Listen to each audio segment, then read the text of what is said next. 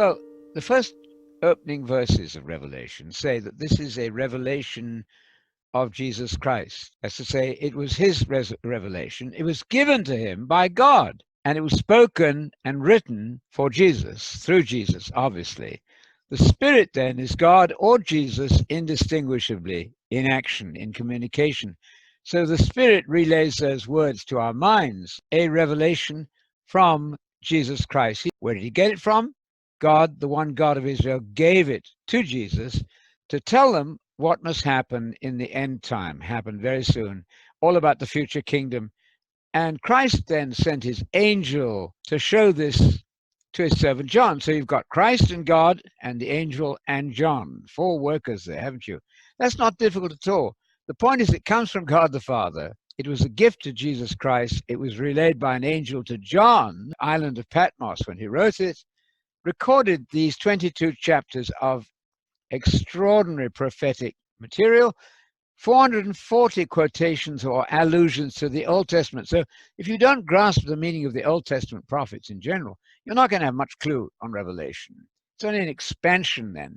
I remind you that if you're Lutheran, you're in bad shape. Luther said the book of Revelation is not a Christian book. Christ is not even taught there.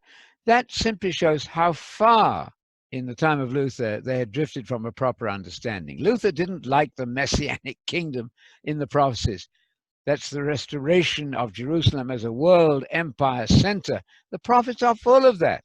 From Jesus, God gave it to him, Mm-hmm. and Christ sends an angel. So this is not strictly speaking the angel of the Lord, as in the Lord God, right, from the Old Testament. Well, Christ sent his angel in this case, an angel representing Christ. So Christ has his own angels. He's got his own angels.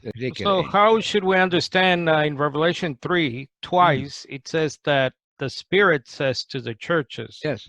So everyone who hears this should listen to what the Spirit says. And again in 22, everyone who hears this, should we throw in the Spirit here as well? Or? Well, the Spirit would be God or Jesus in their operational presence and power, extending themselves. It wouldn't matter whether this was an angel. Spirits are angels sent out to minister to those who are heirs of salvation. The Spirit is also the operating power, the communicating power of Jesus or God. It would make the slightest difference, by the way. The effect is the same, and that's what counts, whether the Spirit of God is God communicating, whether it's an angel sent on behalf of God or Jesus.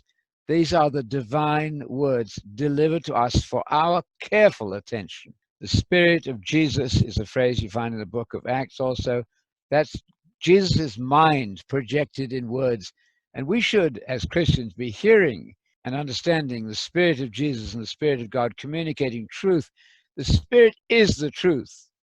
1 John says very nicely, the words that I speak to you, Jesus said in John 6:63, are spirit. They impart spirit. They carry the Spirit with them, and they're invigorating, health-giving words, as I mentioned just earlier in 1 Timothy 6:3. It's a bit difficult.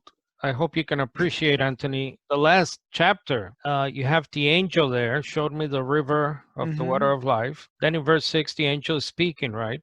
If you drop down to verse 16, the angel speaking, but then it's sort of, the angel identifies himself as Jesus. I, Jesus, have sent my angel. That's not identifying Jesus and the angel. The angel is speaking throughout. It doesn't change the subject, is my point. The angel keeps speaking. The angel says in verses 12 and 13, I am the Alpha and the Omega. No, that's not the angel. That's probably not the angel. How do you explain verse 10? Then the angel told me. The angel told me, right. And then there's no break. Well, there is a change of subject. I think there's a change of subject. I'm coming soon. That's Jesus. I will bring my rewards with me. Jesus is going to bring the rewards with him, not the angel.